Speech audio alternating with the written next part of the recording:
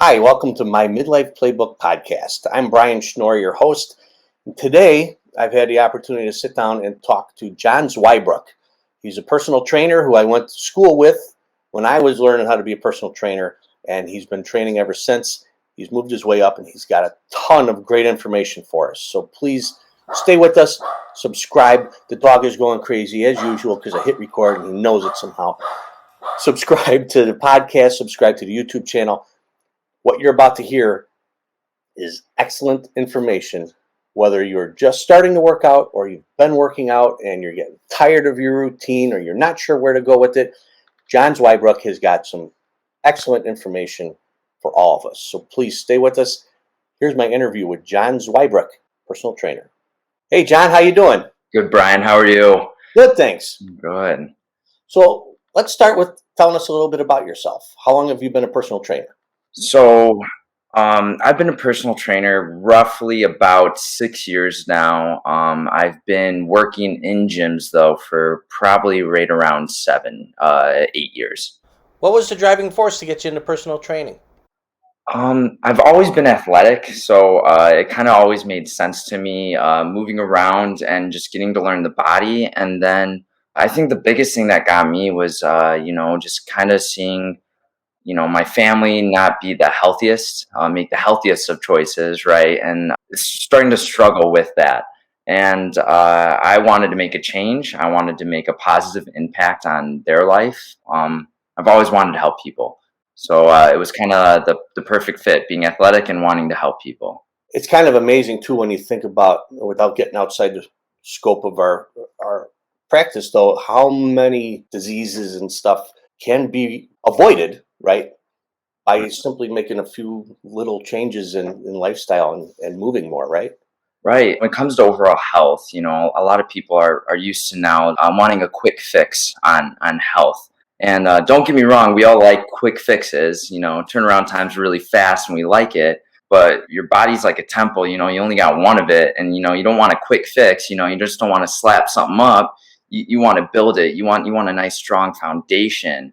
And when you have a strong foundation, and then your health just has a really good place to grow, other than just having good muscles and that it's gonna affect all aspects of your life and health and wellness. Now, you've been training for a while now. I'm sure you have people come into the gym or maybe family members too who haven't exercised since they were teenagers or maybe never exercised. And they're really hesitant to get back into it, because they're afraid they're going to look funny, that they're not coordinated anymore, or just to put themselves out there. And what advice do you give new clients or family members who say, I haven't been in a gym forever, I haven't moved much, I'm afraid to get started, it's uncomfortable for me? With starting anything new, it's always going to be a little rough step, right? It's always going to feel a little uncomfortable, something that you're not really used to. The biggest thing is just coming up with very smart, attainable goals. Like, yes, we have the big picture goals, like, I want to lose fat, or I want to gain 20 pounds of muscle. Those are great goals, and that we eventually want to achieve, but making it appropriate at the same time. So when I usually get a client that's come to me and has been like, I haven't done anything since high school, I'm like, okay, well, let's dive into that a little bit more. Like, what are you kind of like shooting for? Are you just looking to like move better, lose weight? Like we got to dive in and figure out those goals, right? And then instead of taking one huge block of a goal, I say, hey, let's cut that down. Let's work week by week. Not everything needs to be measured, but nice measurable goals are good too as well. So like, all right, let's look at, maybe not the big number of the total scale, but like how much body fat percent have we lost, let's say, in 6 weeks time. That's a lot easier to look, and then it's not putting as much pressure on people to make these huge changes right away. And I getting in, moving, embarrassed, not moving in a while it can be hard and embarrassing. But one thing I really try to do is relate things to real life. Doing a bench press isn't like a most normal thing we do in a day, but I always say to my clients, I'm like, hey, imagine like you're moving your couch furniture. This is why we're doing the bench press. This is you want to pick something off the ground. That's why I teach you the deadlift. And that kind of helps us to be like, it's not just like about being embarrassed in what we do in the gym, but it's teaching you, hey, like, let me cross over the gym to real life and what you actually might use this stuff for. And that usually kind of helps out too. And I guess gym clothes can be a little concerning, but usually just any t-shirt and sweatpants, and it's kind of just good to go. And it's just building a relationship with people. The more, I try to use comedy. I try to make jokes all the time, just to make people feel at ease in the gym. So they're not like feeling like they're judged. And it's like, oh, I get to see John today. I get he's going to tell me a bunch of jokes and I'm actually going to have a fun time. And before I know it, an hour of working out's already done. Comedy or humor always helps. And just putting people at ease is probably one of the hardest parts of your job, right? Is once you get someone at ease, now you can take them through the steps of exercising. And I'm sure definitely giving them an idea of why we're doing this. I was trying to tell my wife, who's in shape, and she cardio. I was like, you really should do some resistance training. She, I don't want to get big and muscular, but that you don't have to, right? I mean, you can do resistance training without becoming Lou Ferrigno, right? Right, 100%. There's different styles of training, of course, but when we really look at the difference between cardio and resistance training, right? It's really the difference in how we're using that muscle, right? What energy systems am I really trying to like pull out of my body? But the gold standard that we've always heard is you want to lose weight, you just gotta run. But what the kind of hiddenness of the health and fitness world is that muscle is your metabolism. So the more muscle you actually build, and I'm not talking like, yeah, Lou Ferrigno, Arnold kind of muscle, just like, even if it's like, 5 pounds throughout the whole entire body worth of muscle. So you're thinking relatively not too much, right? But that boosts your metabolism. That means your body has to move more, it has to work more. So you're just going to be burning way more calories, and then you're going to have a nice tone appeal to it too as well. It's not going to be like, I call it cloud muscles, where it looks like a bunch of nice floaty clouds all over the place. It's going to look very, very natural, which I think actually people want. It's just, how do you describe that to people? And people that aren't in this industry, it's like, I want to look thin, but is it like bone thin, or is it like muscular thin? There's a difference between thin and fit. Correct. And I'd rather be fit than skinny. Exactly. And most people would, but instead of saying fit, they usually just say skinny. And that's what the world, the news, anything around health and wellness, it says thin, skinny. They say these, not that they're harmful words, but it almost gets us like a dysmorphia on how we have to look at ourselves and our own body. Right? And skinny doesn't necessarily equate to healthy. You can be skinny and unhealthy just as you can be overweight and unhealthy. Right. Before I really got into health and fitness, I was skinny, unhealthy. I'm a middle school boy, metabolism super fast, but I'm eating, frozen pizza every day. I'm eating all this garbage. And then, so yeah, I looked like I was healthy, but in all reality, like, health isn't just how you look. There's multiple aspects of that health. Right. And you brought up a great point earlier in that just the functional everyday movements that we want to make, especially for people my age and getting older, that you want to be 75 years old and be able to live on your own, right? So getting that can off the shelf, picking up something you dropped, that all goes toward strength, really, and overall fitness rather than are you skinny or heavy. And Right. I think it was a great point, too, if you can convince people the real reasons you're doing this is to apply to your everyday life, not just so you can say, I can bench press such and such, or I can deadlift or squat X number of pounds. Really, how you move throughout the world, those 23 hours you're not in the gym. Right. And a lot of people think that like the gym needs to be your life. And that's not the case. Like, don't get me wrong. I work in a gym. It is a huge part of my life, and I wanted it to be a huge part of my life. But there's other aspects to life, like traveling, wanting to, like, talking about eating healthy, like I usually believe in like 80/20, but, on the weekend, if you want to enjoy that cheeseburger, you're not going to feel guilty about it. You're not going to gain 20 pounds just from eating one cheeseburger because you're ultimately living this healthy lifestyle that, allows you to enjoy life more instead of being like, oh, I don't know if I want to go on that hike today because my knee's bothering me. What I've found is momentum carries momentum. So when you're doing it, when you're getting to the gym, when you're working out, you're walking around, you're active, you tend to want to be active and stay active. And when you're inactive and you lay on the couch, you tend to want to lay on the couch and sit. That's been my problem. I kind of go through these spurts. All right, I'm going to work out, and I work out. When I do it religiously, not crazy. An hour. If I'm in the gym for more than an hour, I think I'm overdoing it. I'll get tired of it. Mhm. So I try to keep my workouts to an hour, but I go 5, 6 days a week. When I stop, and it's so much easier to get into the habit of not going than it is to get in the habit of going, then I'm on the couch for months at a time. And all that hard work goes away.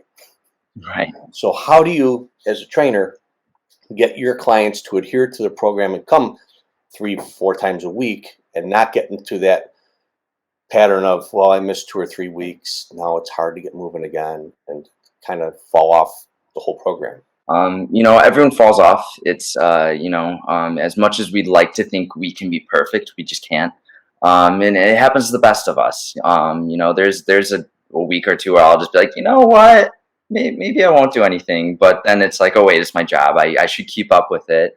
It can get challenging, but accountability is one of the biggest things as being a trainer that usually seems to help people. So, talking to them, just sending them a text. Even the days I don't see people, I'm like, hey, like, how you doing today? It doesn't even have to. I don't even ask about workouts. It's more just like, hey, how you doing? Because then it gives them that like, oh, he's just checking in on me, but he hasn't said anything about me working out. And then what they're going to be like, oh, he's going to ask me about my workout. So, not to scare people. I never want to freak people out, but it helps keep them accountable. And, it could be a hard thing. Your body gets tired. You get exhausted. Working out on top of like, an 8-hour day of work, it could be exhausting. And then, with everything everyone's just been through the past, year and a half, no one wanted to do anything. I fell victim to that. But the biggest thing I can always say is that keeps me personally accountable, and I try to tell this and teach this to my clients, is like, going back to you only have one real thing all the time in life, and that's your body. You use that as the motivation. Like the days I don't want to do anything, that's fine. What can I do instead that's healthy too as well? I think people forget about that aspect too. Brian, is that they're like, oh, I need to go 6, 7 days a week in the gym, when it's like, hey, you can probably get away with like definitely minimum 4 times, 5 times a week in a gym, but the other days you go on that walk, go to the driving range, hit a couple golf balls, kick a ball around, go for a swim. There's other ways besides the gym to achieve health and wellness, other than just going in and lifting the weights or running on the treadmill for 30 minutes. Coming out of this pandemic, have you seen a lot of people who in the past year have packed on the pounds simply because there was no gym to go to for a while, and we kind of were encouraged to stay home? And so I fell victim to becoming sedentary just because what else is there? They didn't even want you to go into the store for a while. So have you run into a lot of people now, things are opening up, saying, John, help me. I was in pretty decent shape until last March, and now I sat around for a year. Yeah. I've personally fell victim to that to myself. There was 3.5 months where our gym was completely closed down, and I started playing video games. I started eating a whole thing of cookies every single day. I don't recommend that. It was wonderful, but 3 months after that, it was, I had to lose a little bit. But most of the clients that I actually have coming in now, now that everything's like, on the upward trend and opening up, and it's getting exciting. I have a lot of clients that are coming back to me, and I think they expect me to be like, oh, like what happened to you? But yeah, it's happened. But I tell them it's okay. Life isn't And our fitness goal isn't a straight road, right? There's got to be those ups and those downs, and them needing to hear that it is okay, that there is going to be ups and downs. There's going to be the easy times, there's going to be the hard times. But don't give up, because that end goal is, you're still on that path to that end goal, no matter what. So it's trying to get them motivated in, hey, yeah, we might have gained some weight. We might have gained more weight than when we started. That's okay. This is now our new starting point. And everything we've done in the past, and we worked in the past together. I tell them, our brain likes to think our body's dumb, right? Our brain thinks it's the smartest thing out there, right? Even to other people's brains, it's not smarter than my brain. Our body is so smart, though, and it will remember a lot of the things that we already had worked on. So it will actually come back a little quicker than people actually expect it to. That's a great point to make, because I know part of the mentality when you do fall off for a month or a year is, I'm never going to get back to where I was or where I would have been if I'd have kept going. And so that there's this thing in our brain that tells us not to start. Don't even start again, because you fell off, you failed.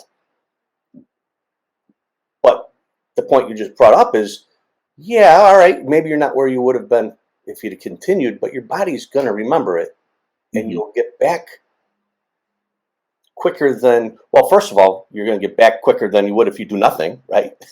Yeah. Stopping means you're not doing anything.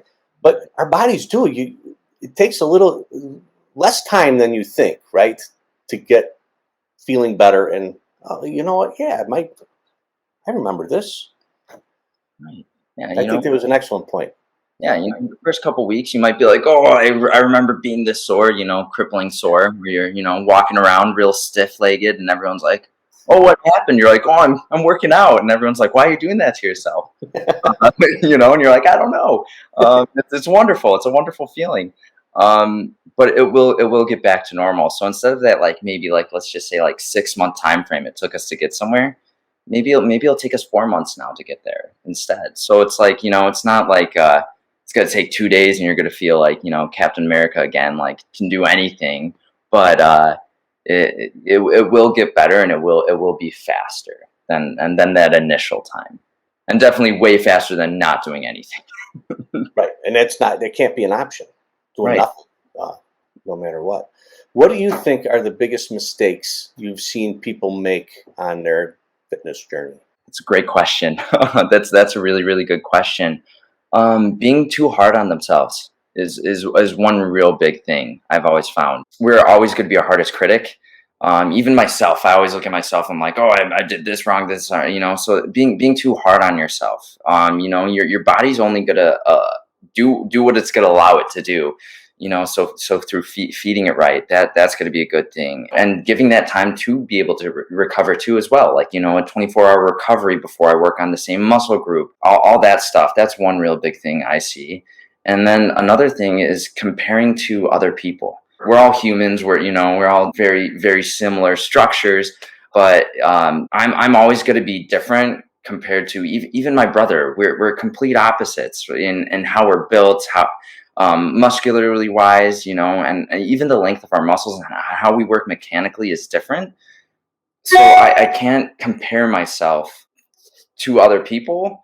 Yes, I can use that as inspiration. Oh, I wish I want to work on maybe my cardio. I want to run fast, set person, or I want to have bigger legs, this other trainer I work with, right? But I can't expect me to get that on myself, because my body's got to be my own body. So I have to deal with me being me, and that could be a hard thing too, because with everything, technology being awesome, us watching TV, we have everything at the disposal of our fingertips, right? And especially Instagram and Facebook, and now TikTok for even.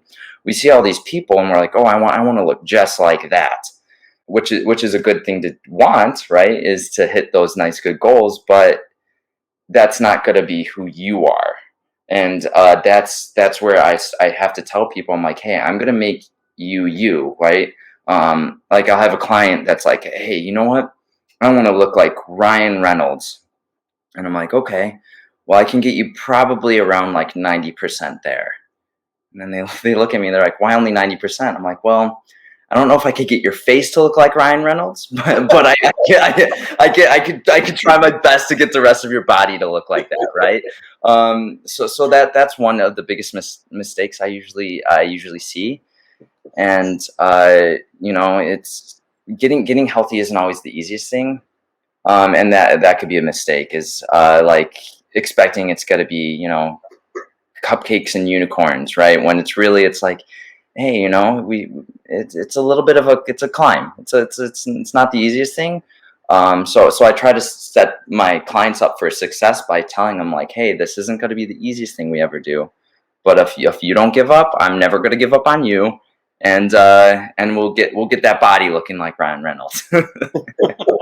While it's work, it can be fun work. At the same Right. time, it doesn't have to be dreary. Right. There's a good trainer like you who can make it fun. And I think people have this stigma with working out, and why does it get boring? Is they picture like, I always say the Arnold days, right? The classic bodybuilding days. It's definitely evolved, but they just see him in the gym for 6 hours doing like 20 sets of bicep curls, and it's like, man, how fun does it look to sit there for an hour and a half just doing bicep curls? And to me being the trainer, I'm like, oh, that kind of sounds fun. Most people, it's not really a fun thing. I don't have my clients sitting down doing bicep curls all the time. I'll have them throw balls around, like medicine balls, 30-pound balls around. We have tires in the back we can go ahead and flip. Battle ropes, doing stuff that's going to work us out the same or similarly muscularly, but it's way different than just staying in the same place, doing the same repetitive motion over and over again. And I try to have fun, and I'll actually try to challenge my clients. I'll try to let them win, unless they're showing me up, then I might try to pull ahead there a little bit. But I try to do stuff, that makes it fun, that makes it enjoyable. And like we said, comedy's a big one. I think comedy is like the lost gem of the world. It makes everyone happy. It brings everyone together, and if I can throw that in with something that people usually dread, like exercise, right? Right. It makes all the world difference. I know I've sat there for 6 hours doing 12-ounce curls, but probably not anything heavier than that. Maybe a 16. I've done a couple pint curls before. It was great. And then you go home, and then you're not as sore. You feel a little ill, but it's a little different. How does group fitness work into the whole scheme of things? Are you a big fan of group fitness? I actually really enjoy group fitness. It's a great way to feel like you're part of a culture, right? You're not in it alone. Sometimes with the one-on-ones, it's a great way to just have me and full attention with one-on-one. But group fitness, it brings more of a community together, and I feel like that's more important than ever, especially right now with all of us being segregated. Not even being able to see our families, right? So like now we're able to start having these groups where we can all come together and we all have that common goal. So instead of me having to push someone, everyone's pushing each other. It's just a really wonderful thing to get a bunch of people together that, yeah, we all have different opinions, but we all have one singular goal, and that's just to get to a better place. And that can be a very, very powerful thing. I know even like last month, us at Anytime, we won 21-day transformation challenges, and we have prizes and all that stuff for winners. We've seen people lose around like just in 21 days around like 10-15 pounds of body fat alone, while gaining maybe like anywhere from 4 to 6 pounds of muscle. And that's been pretty consistent every time we've held something like that. So it can be a very, very powerful thing for the person that's uncomfortable, because then they can, hey, you want to come with me to this group fitness class? It's only an hour. It gives us something to do, right? So it can be an extremely powerful thing. It could even be more motivating than the one-on-one training. Here's a question I think a lot of people might have. What is a realistic goal for weight loss when it comes to how many pounds can you lose in a month or 6 weeks or 2 months? So there definitely can be an unhealthy aspect of weight loss, right? One of my good friends, he had a bad weight problem. He actually lost weight too fast, and he actually had he could have shut down his internal organs. His body almost shut down. So he had to actually gain it back to then lose it in a proper way. And this could be a really challenging question. Everyone wants a magic answer, being like, "Oh man, John said I can lose 10 pounds in a month, right? So that's what I got to do." When that's not really necessarily the case. Um, on average, we can look at seeing like a drop of. I look at body fat percentage. I think that means more to me than the actual number in pounds, right? And that could be a hard thing to people, right? But everyone's different. I might be able to lose 2 pounds, 2% every other week, while my brother might lose 2% every month. So as long as we're seeing goals in progress, that's a good thing. But on average, usually what we say is about 2% body fat like per month. So depending on where you are weight rise, right? Right. That can range from being like that's 10 pounds of fat, or that could be like 2 pounds of fat, depending on where your total body weight is at that moment in time.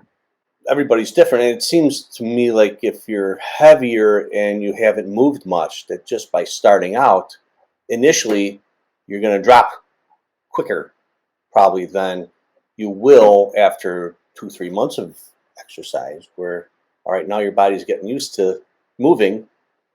I could be wrong. I have never trained anybody. We went through the program together. Right. Train someone. I'm going to be like my first client, my own first client. Right. So anything I'm wrong on, correct me. No. But just from my own experience, it seems like, okay, I haven't moved at all. Then I start moving and I start dropping weight. But then my body says, oh, we remember this. And it kind of stalls a little bit and it becomes a little harder. Right. Is that true? Oh, Is that yeah. accurate? 100% true. For instance, I have this one client, right? And I was like, he's been looking like he's losing weight. He's been going good. And he comes to me, he's like, I actually gained some weight. He was worried, concerned. I'm like, okay, like let's do it. Let's do a body scan, right? And so I was able to, get his body fat percentage, all that. What he ended up doing is he actually gained like 8 pounds of muscle and lost 6 pounds of fat right at the beginning. So him looking at that 2 pound gain in weight, he looked at it a little unhealthy. But like I said before, Brian, the body's so smart, right? Our brain doesn't like to think it is. It's the smartest thing we know. But yeah, our body gets used to stuff, right? So like if I can curl my laptop, right, I will get some bicep muscle from it. But if I do it over and over and over again, my muscle is going to be like, hey, guess what? He's picking up that laptop again. He's going to curl me 100 times. He's going to set me down, and guess what? He's going to do it tomorrow, and he's going to do it the next day. Your body's going to get used to something. So what we need to do is we need to start adding change. Muscular confusion is what we call it, and we want to confuse what it's doing. So making sure it's not getting used to that same patterns. The body likes patterns. The body's full of patterns. Even when we get injuries, it's all patterns all over the place. And the body likes the patterns. We as humans like patterns. We like schedule. We don't like anything random coming up out of nowhere. So the body will get used to that pattern, and it'll know what to do, right? The body loves when it knows what to do. So what we want to do, and what I like to do with especially my clients, is start changing it up every 6 weeks or 3 months even to change stuff up. And that could be, the style in which I'm training them. Maybe hitting more like higher reps, lower rate. Maybe then I'll change them to, lower reps, higher weight.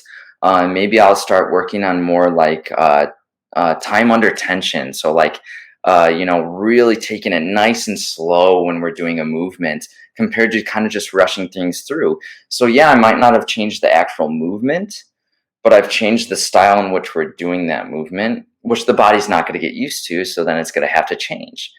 And then we can also change the actual movements we're doing too as well. So instead of doing maybe our classic bodybuilding or our powerlifting, trying to lift weights and build that muscle, maybe I'll be like, hey, like we're going to do more like high intensity interval training. We're going to do some like plyometrics, or like, hey, you got a swimming pool at home? Awesome. Like let's start throwing that into the mix then too as well, so that the body never has a chance to fully get used to one thing. So we can constantly see that change, and that's when what we talked about earlier, keeping people motivated. That's also a huge tool to keep people motivated. I know with my clients, when I'm like, hey, we're getting out of this hypertrophy range right now. Now we're going to enter the strength phase. And I get super pumped about it because I'm like, oh, we got to start lifting heavy. And they're like, why is he so excited? So then they start getting excited because they're like, they don't know what's coming yet, right? Of course, they don't know like, the couple days of being a little sore is going to feel like, but I'm like, oh, this is going to be amazing.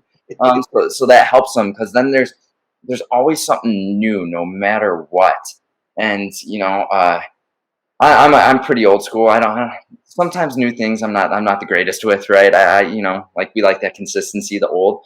But for health and wellness, it's like, oh, I'm gonna learn something new or do something different. So that keeps that accountability there. And even looking at clients that are like, hey, I don't know if I want to continue. I'm like, oh man, like I have this really awesome program I just planned out for you. And then they're like, okay, maybe I want to do it. So and that helps them keep going. And then in the long run, whenever they decide to finish, or if they never want to finish, they usually are like, hey, that was awesome. Like, what's next? So Cool. it's always constant learning for me, but like constant new for the client, even though it might not be the newest of movements. It's a new way we're doing the actual movement, or how we're looking at it. So it makes it interesting. You brought up a great point too, in the mistake people make it just looking at the scale numbers. Right. Right, your client actually lost a ton of fat, but the scale would never tell him that, because No. he said he gained weight, but he really was slimming down. You got to look at that body fat percentage, like you said, rather than just what does that scale tell me? Because the scale is a liar. Right. And I personally, I usually never step on the scale at home. It's For some people, it's an amazing tool, right? But for a lot of the majority of people, it can actually be a harmful tool. It almost goes like in with like counting your calories when you eat. You can get so fixated on a number, right? And then that's all that's got to be on our head, when that might not actually be reality. It might not actually be what's happening. Because our brain thinks like, yeah, like I said with my client, he came to me, he's like, dude, I gained weight. And you can tell he's kind of disappointed. And I'm like, oh no, what did I do? Like, I didn't know, I've been trying to help this guy and he gained weight. And then I was looking at him, and I was almost cracking up, and I was like, hey man, like, you just stepped on a big normal scale, right? He's like, yeah. I'm like, all right, come with me. He's like, he's probably in a bad mood thinking he gained weight while I'm kind of cracking up. And he's like, why is he cracking up that I gained weight? And then when I showed him the scan and showed him how much he's actually lost, and the progress he made, he started cracking up. He was like, this is like the strangest thing I've ever seen. And it's awesome. It truly is awesome. But that big number people worry about, and it could be detrimental. Sure, especially if your motivation comes from watching that number go down and all of a sudden it doesn't. If he didn't have you to tell him, hey, you're actually moving in the right direction, he could have given up. He said, hey, I'm here busting my butt every day and gaining weight. I might as well sit at home and eat Doritos and gain weight. So when people really want to do it the healthy way, yeah, they kind of almost get discouraged at first, because they think, I just signed up for the gym, I started lifting weights, the scale's only going up. But in all reality, it's that muscle is denser than fat, right? A pound of muscle is a pound of fat. People are like, oh, our muscle weighs more than fat. It's like, well, a pound equals a pound. It's like a pound of bricks versus a pound of feathers. Right. Right. But yeah, they just might not have the tools to get those. And that's when the biggest thing I tell people, even when I don't work with them, it's like, ask me questions, please. For anyone, just ask me a question. Ask for help. The biggest thing I think with that this past year, and with COVID running through everything, is that no one wants to ask for help anymore, which is sad. But I get it. It's the nature of everything with the distancing and stuff like that for everyone's safety. But asking for help, the people that I don't train, I go up to them. I'm like, hey, you want me to do a scan for you? That's just one thing I know. We at our gym, especially what I like to do is like, hey, like let's do a scan. Let's find out where you are, even when I don't work with them, because I believe that knowledge is power, and everyone needs to know exactly where they are in their health and fitness journey. Because, like we said, like you know, gain 8 pounds a month, gain 8 pounds of muscle, lose 6 pounds of fat. That scale's not going to show it right. So if I have that tool in front of me to help them see, like, hey, no, you're on the right track. Let's keep going with it. I might have just built a new client, and even if I didn't, I just got to help someone. And I think that's the most important thing right now is that I get to be able to help someone get get to that healthier place and understand how their body works. Because I find so many people just don't know how their own body works, and it's something I want to change. I want to make sure people know, like, hey, this is my body. I want to have a good understanding of it. Are they gonna maybe have my knowledge of it? No. Or your knowledge of it? No. But are they gonna at least understand a little better? That would be a huge step in the right direction that I want people to have. You kind of touched on earlier too, especially with new people coming to the gym. And it was a hard thing for me to figure out when I first started working out and stuff is you go there and you think almost like a high school kid again. All the big guys are looking at me and laughing because I can't lift like them. And what I found is, hey, those big guys ain't looking at anyone but themselves. They're there to watch themselves get bigger. They're not laughing at anyone. And they all started somewhere too.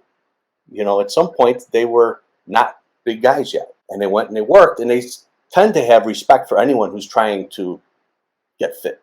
Whether you're trying to get big like them or you're trying to slim down, they have respect for you because you're in the gym. But honestly, they're not looking at you. They're not judging you. They don't care about you. They care about themselves. Yeah. And the main thing, and the reason why, is because the only real competition you have is yourself from last week. Right. Your competition's in the mirror. I'm not there to get better than that guy. I'm there to get better than Brian last week. If I can lift more or run further or just work out better, be healthier and stronger than I used to be, then I'm progressing. And that's where my real competition is. It's in the mirror and it's behind me. You hit the nail on the head with that one. I've worked at several gyms. I've worked out at too many to count now. And whenever you go into that new gym, yeah, you always see that one big guy in the corner just kind of like looking at you, like looking all mean, and you think he's judging you, right? And he's really not. Like you said, he's probably like in pain from what he's doing, or he's so focused that everyone makes a lifting face. It's actually quite funny. And yeah, most guys that I end up talking to in the gym that even are looking at me when I'm working out, I walk up to them like, oh, hey man, how's it going? They didn't even know I was in the gym. They're like, who are you? And I I'm like, oh, this is strange. You were like staring at me for 10 minutes, like, but they're not focused at you. And if someone really is looking at you, they might just be wondering like, hey, what are they doing, right? Or if they really are judging you, I can't say no one's not. Shame on them. That they have their own problems that they're, we don't know what's happening in their life, so they got to work on that themselves. That's nothing to do with what I'm doing or what you would be doing in the gym. So that's their problem. Absolutely. And people have a hard time with that, though.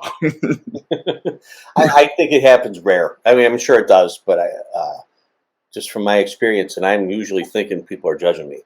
And I've come to learn that in the gym, where you think they would be, for the most part, they're not. They're focused on themselves, or maybe you're doing something way wrong. You see those guys go, "Whoa!" Sometimes guys and women who take it seriously might come up to you and go, your form isn't great there. You're going to hurt yourself. Maybe they're noticing that, but very few people, I think, are actually judging.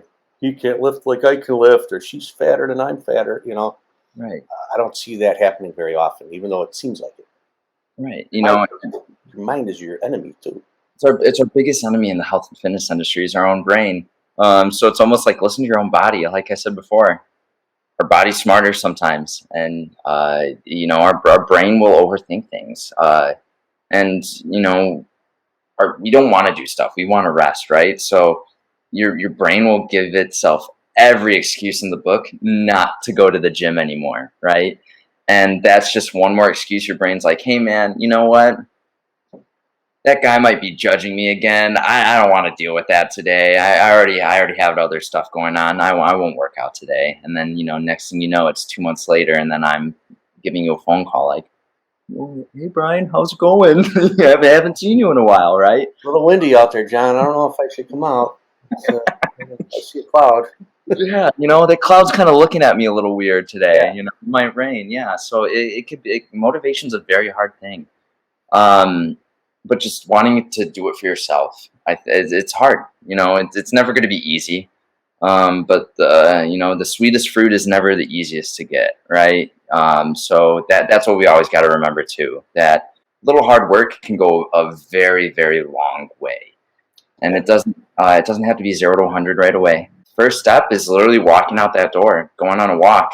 That could be step number one. It doesn't have to be decked out in Nike gear and going nuts with going nuts on it. But as like you said before, just doing something is heading in the right direction. It's when we start losing the race is when we stop. And we should never give up on the race. I think it's funny to buy into gear. I think that's a delay tactic, right? All right, I'm going to start working out. First, let me get on Amazon and figure out what I'm going to be. Once I have the shoes and the 5 shirts, I need one for each day, and some shorts and the right underwear and good socks, the wicking kind of sock. Then I can go work out. And we're really just fooling ourselves into thinking we're getting healthy by shopping. Right.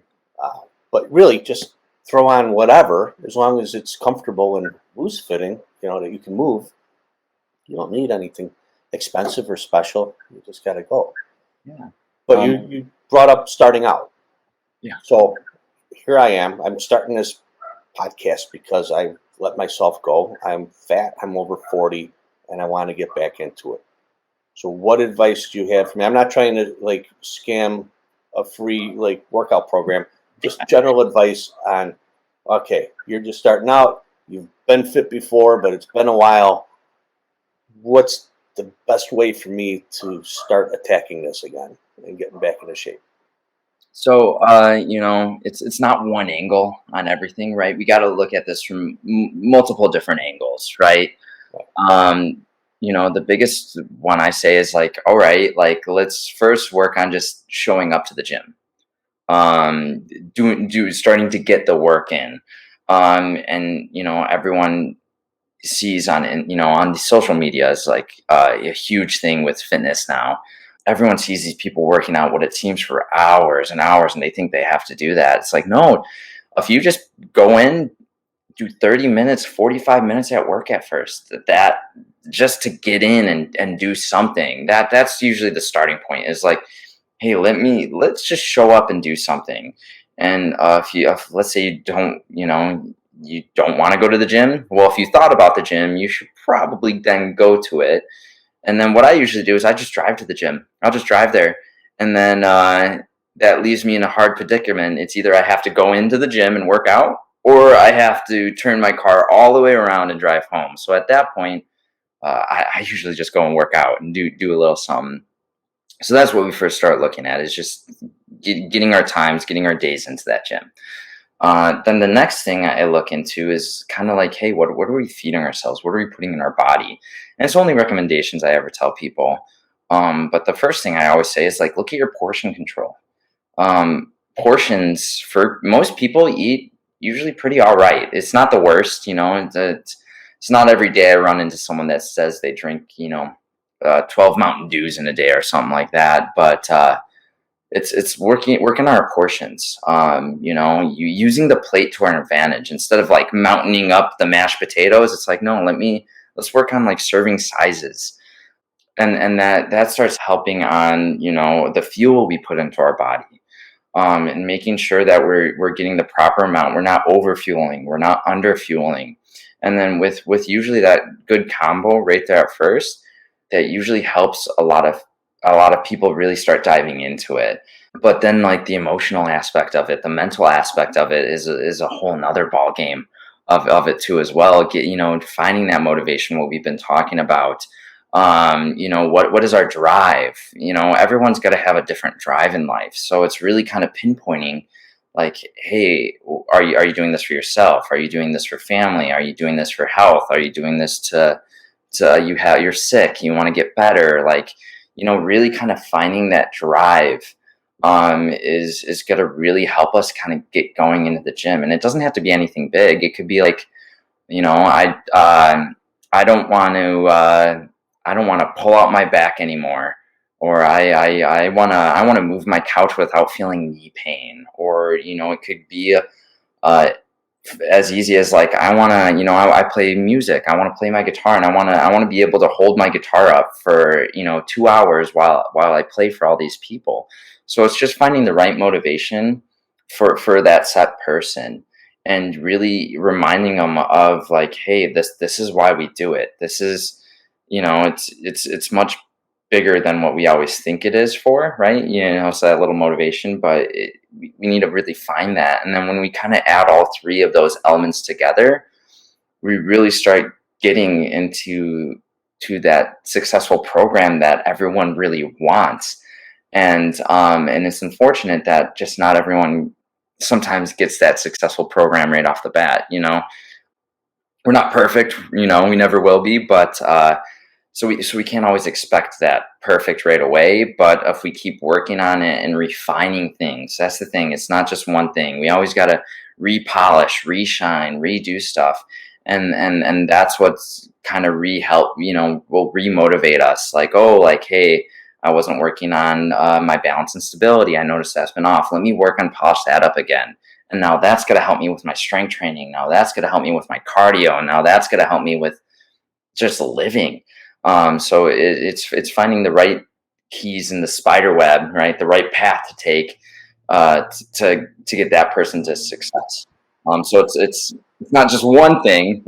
As I think we all wish it would be that one thing, but it's a multitude of things that really kind of get into it. Do you have any closing thoughts? I've kept you probably now twice as long as I told you it would take. Well, I really appreciate it. You've given us some great advice. I really appreciate you being here. What do you have? Like, you got anything you want to promote, or any closing thoughts, summary? What do you want to tell us? First off, thank you for allowing me to do this. It meant more than you thought to me. With work being hard and people not wanting to come in, to be able to be asked to be on this podcast meant a whole lot to me. So I really, really appreciate it. So I know you think, oh, I'm changing people's lives, but you just made a huge change in mine. So things, another thing in the wheel, the mental aspect of it, right? It helps change things. But just don't give up. Really, just keep trucking. Ask for the help. There's always someone's hand reaching out. It might not be where we look for it. It's never going to be right in front of our face all the time. But just keep asking for help. Go to your coach. Find a coach you like. Someone someone you'll just get along with, and ask them for help. They will help. Most people aren't going to be like, nah, see you later, right? That they will help you. So just keep going. Keep going. Every step forward is a step in the right direction. I know gyms, like restaurants and bars, took a hard hit this past year, but you guys are fully open now, right? Fully open. If you're fully vaccinated, no mask required unless you're uncomfortable. I always try to wear a mask whenever I can, just to, bring that comfort level to people, especially nowadays. You never know where anyone's at. So if there's one thing I can just ease the mind of people, I'll do that for them. And I find that very, very important to do and help. So yeah, but we're fully open. Anytime Fitness in Woodstock. And yeah, like if you want to come in, just come in, ask, and we'll get you set up on the right track. Sounds great. John, it meant a lot to me for you to be here too. I really appreciate you coming on and spending time with us. And sounds like you guys are being safe, you're being conscientious, and you're fully open. Yeah. What else could you ask for? Sounds good. I Nothing. hope you'll come back on and talk to me again. Hey, I'll come back on whenever you want me to. That's awesome. I'll be calling you real soon. Awesome, All right, bro. I'm going to put you back in the green room real quick while I say goodbye, and then I'll come back to you. All right? Hang on one second. Don't go anywhere. Hey, thanks again for joining me today, and thank you again to my guest, Jon Zweibruck, personal trainer. He had so much information. It was an amazing hour. I hope you got out of it as much as I did, because it was, I mean, he had something for all of us, whether you're just starting out or you've been doing this for a while on your fitness journey. There was a takeaway for all of us. So thank you again, Jon Zweibruck from Anytime Fitness in Woodstock, Illinois. And thank you again for listening. Please remember to subscribe to our podcast, subscribe to our YouTube channel, and share this. Share it with your friends, your family. Maybe you got a buddy or a sister or a brother that you want to send this out to. Say, hey, you were talking about working out. You're talking about getting moving again. You're talking about losing weight. You're talking about, oh my God, I'm getting old. Take a deep breath and listen to my Midlife Playbook podcast. Tell them about it. And thanks again for joining us. I'll see you next time.